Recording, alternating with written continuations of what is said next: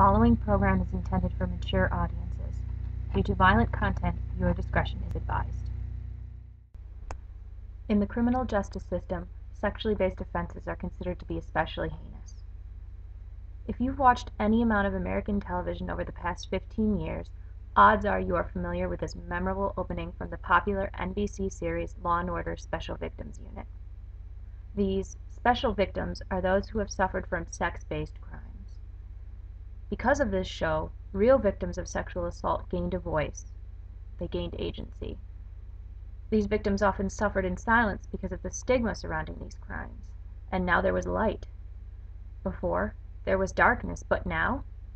Now these horrific crimes were playing out on American television sets every week. Eventually, full-day marathons of nothing but sex crimes became popular on multiple networks. We were finally starting to talk about it, starting to bring real healing. Actress Mariska Hargitay was at the forefront of this movement. Playing the lead detective investigating these crimes moved her. Letters from survivors moved her. She started the Joyful Heart Foundation to help victims and families of sexual assault. She educated herself and those around her about the statistics, the causes and effects of sexual assault, and she started to try and fix things. Donating time, money, and heart led to movements to end the backlogs of untested rape kits in America, as well as the recent launch, now 1 year old, of the No More PSA campaign. No more, it's none of my business. No more, he didn't mean it. No more, not my problem. No more, she was flirting with him. No more, she was asking for it. No more, boys will be boys. No more, I'll say something next time. No more bystanding. No more ignorance. No more excuses. No more.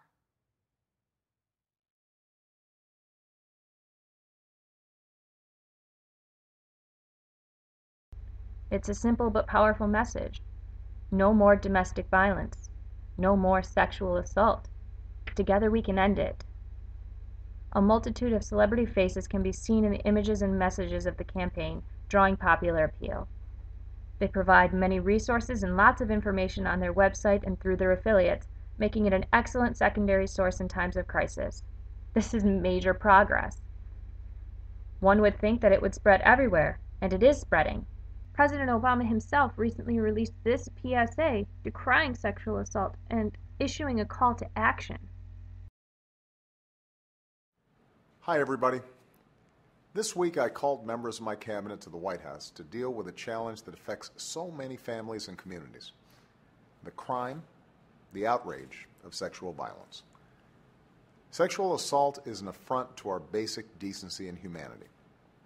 And it's about all of us, the safety of those we love most: our moms, our wives, our daughters, and our sons.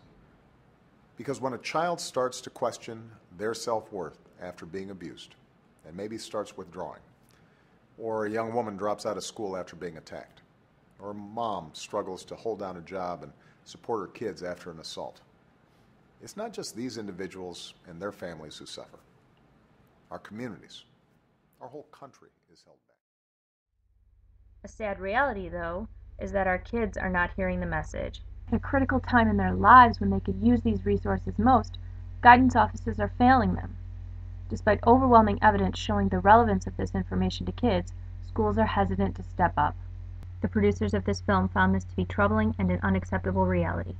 We downloaded free toolkits from the No More website and took to the streets of New York City, ready to share this information and receive feedback.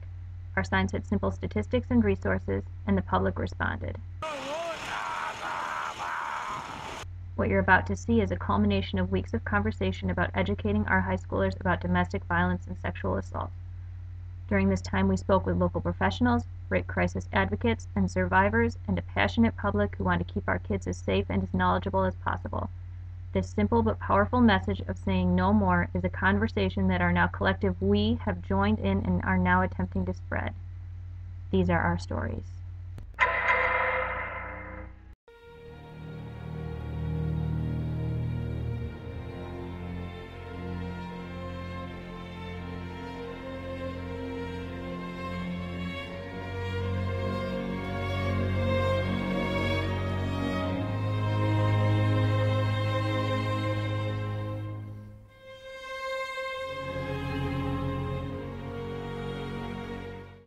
3 to 4 million children aged 3 to 17 are at risk for exposure to domestic violence.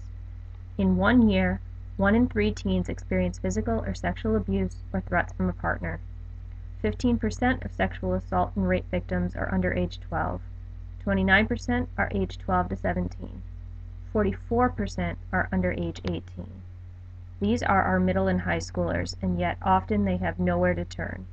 They are surrounded by adults who should be protecting them, but yet they are not able to. It is all too common in our public schools that our teachers and guidance counselors have not been properly trained to deal with domestic violence or sexual assault. And if they have not yet created an environment that is indicative that they are able to deal with these things. Oftentimes, it becomes the task of mental health care professionals or rape crisis advocates to help intervene after long-term exposure, or after the high-risk lifestyle of abuse victims has left them vulnerable to more vicious attacks as an adult.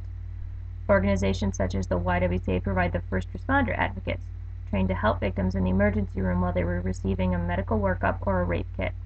As well, they provide long-term counseling afterwards.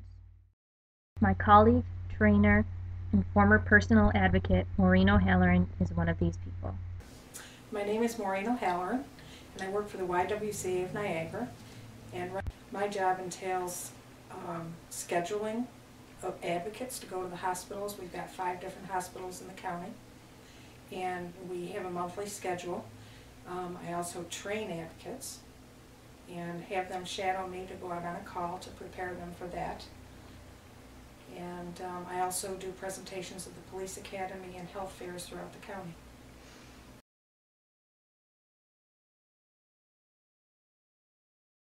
Because they don't know, and they're the first to really say that. You know, they know that the child needs, or the victim needs more help than they can give them, because it's unfamiliar territory for them.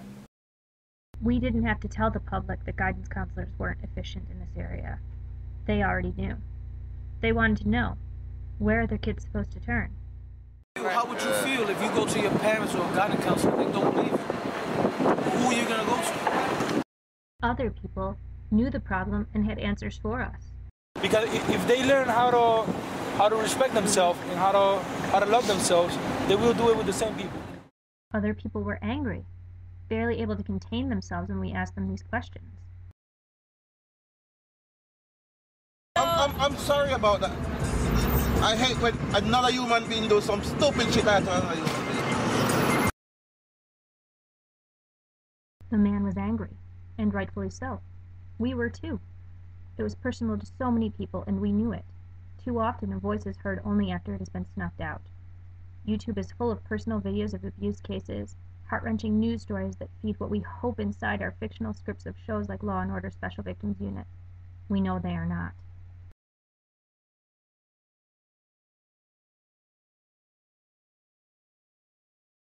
What's more, our kids know it. They watch this show and see the events unfold and are familiar with what they see as fiction, not knowing that this is a reality, that there are real victims, and they share a classroom.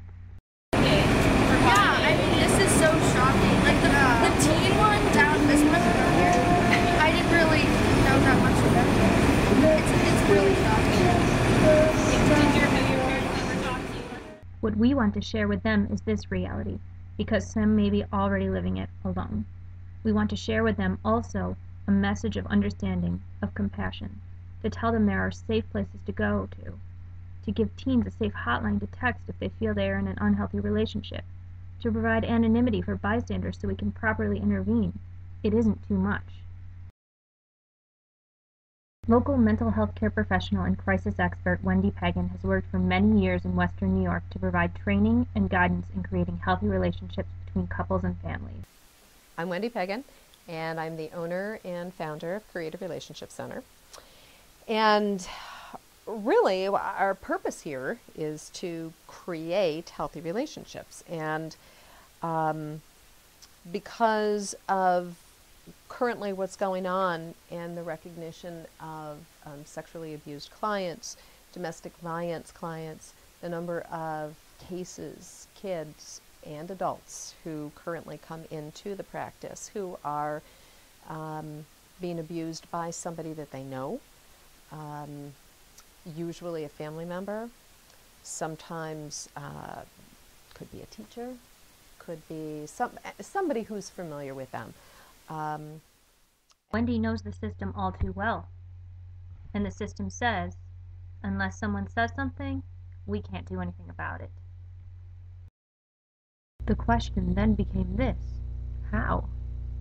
How do we break the silence? The answer to us is simple. We had to get into schools. We have to empower our kids and train our guidance counselors because they need it. Because calls like this should never have to be made. What's the standing emergency? My mommy and daddy are having a fight. Is she hitting her? I'm talking to the police, Mommy. Stop it! Stop it! My baby! Stop it! Could you just send the police, please? Okay, we're going to be there. What's going on? They're having a fight because this has been going on forever and ever. How's he hurting her? He made some red marks on Mom. Where did he make the red marks on? Her neck. Oh my God! What's the matter? Is your mother? Hello? Kids and teens need to be taught how an unhealthy relationship feels. At a young age, they need to know how to recognize when something isn't right, so that things like that don't happen. I think there's a greater need because teenagers, just by the virtue of where they are developmentally, are experimenting. Right. They're experimenting, they're learning how to be independent away from their parents, they're experimenting with drugs and alcohol. They gather at different places to drink and use drugs, and that's very high-risk behavior. So you add that on the top of the fact that they don't have a lot of experience in relationships, and they just kind of want a boyfriend or a girlfriend. You know, and boys think differently than girls, and girls are looking for different things than boys are. So these kids are really unprepared to make wise, safe decisions. Unfortunately, one of the things that we don't teach in the school is is emotional intelligence and how to grow. Part of emotional intelligence is awareness. And when we keep this kind of awareness out of the schools, we're really kind of stifling kids from that level of emotional growth. Something that they might not see for, another 30 years. They'll go into the workforce and they have a very poor ability to self-regulate. They have a very poor ability to self-motivate. Two very important key elements in emotional intelligence. Be aware of what other people's emotions and feelings are and not force their own opinions on others. That's actually that's another. That our system with that is definitely broken. It's been broken for a long time. The system is broken, and it's time we started to fix it. Join us in teaching our kids to not only help and protect themselves, but others also. Call your schools' administrators and ask for changes in guidance curriculums. Call your legislators and demand policy change in this area.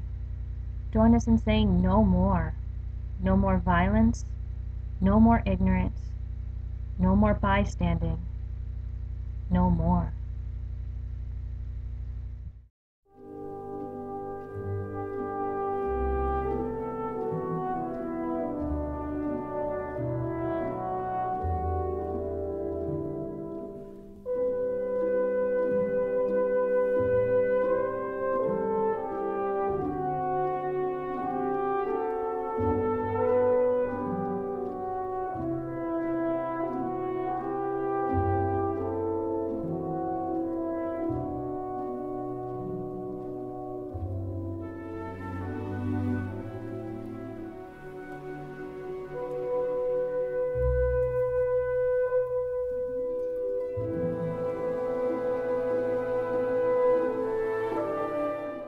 We would like to extend very special thanks to the courteous public participants in New York City, as well as the cast and crew of Law & Order SVU.